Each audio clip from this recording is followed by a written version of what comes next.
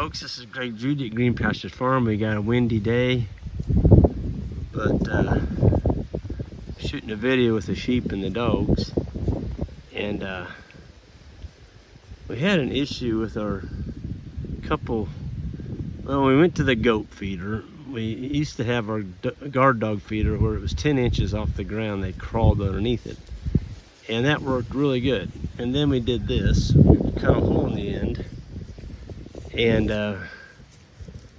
the goats wouldn't jump through that. Well, we got rid of the goats because we couldn't keep them in, but the sheep, not all of them, but a couple of them, we found in that feeder. And so we're kind of playing around with it. We've adjusted the hole, the size of it. We put a rug over it, and where the dogs could push the rug back to go in to eat. That did not work. We found out you really need to train them as a puppy to go through a rug opening. We put that rug on 2 days ago and they didn't go in there. You can tell by looking at the dogs. Anyway, we fixed it. We took the rugs off and made the hole a little bit smaller. Hey. Yeah, Atlas, you're a good puppy. Zeus, he's gonna take him a nap. Yeah, how you doing, Zeus? So he went in and filled up. And anyway, we just did a paddock move with the sheep. They're on a really good piece of grass here. It's got a lot of brush, acorns. We got a silvopasture back there over the hill they haven't hit yet. A lot of good acorns to choose from. And we got some grapple work to do here. The ash trees, some of these are ash that are just falling over. We cleaned up Kevin's farm yesterday. It had a bunch of dead ash on it. We cut every one of them, got them on the ground. This farm needs it too. There's some big ones out here. They're just deader than a hammer. Widowmakers, we got to get them on the ground. I did notice that the trees we took down yesterday, because they've only been dead for about a year, when we cut them, there wasn't anything, just the tops didn't snap out right when we cut them, but of course when they hit the ground, they held together. So that's a good thing. You know, you want the trees to be semi-solid when you go up there cutting on them. So when they do start to fall, that top right there doesn't come down and get you. But there's a sheep up there rubbing. These are really old black locust trees. They're so old that they're just barely alive, but they do put out shade. Catalpa, we got some really nice catalpa trees up here. I like catalpas, and they're kind of a neat shade tree. They got a big old leaf on them. They put out beans, and so there is a forage crop with them as well. I don't know if they eat the catalpa, but the beans.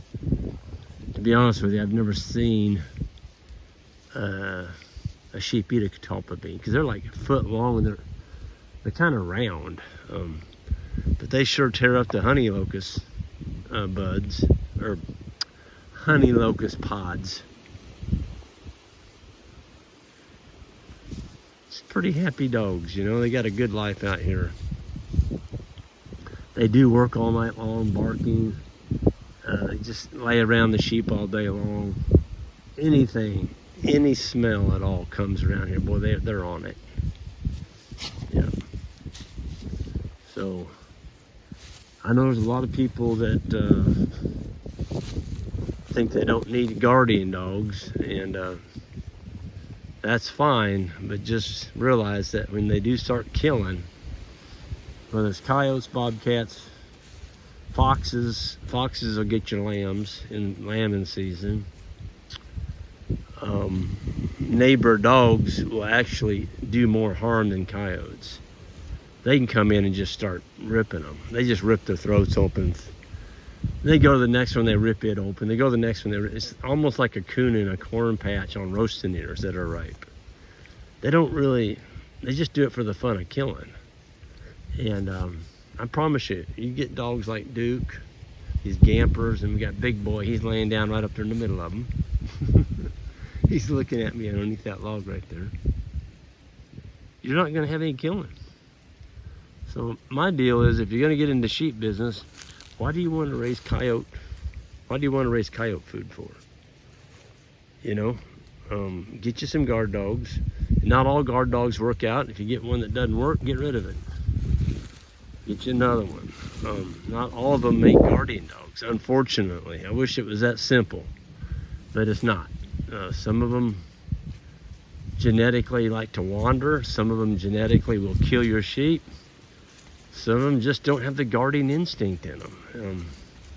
You got to get rid of those and get ones like these that are bonded onto your sheep. They love being with the sheep, and if they're not with the sheep, they're not happy. So they're just very comfortable, and the sheep are comfortable with the dogs. So with that, I'm going to get out of here. And boy, the wind, it's just ferocious. I'm trying to block the wind with my coat, doing the absolute best I can. Y'all have a good one, and we'll see y'all down the road.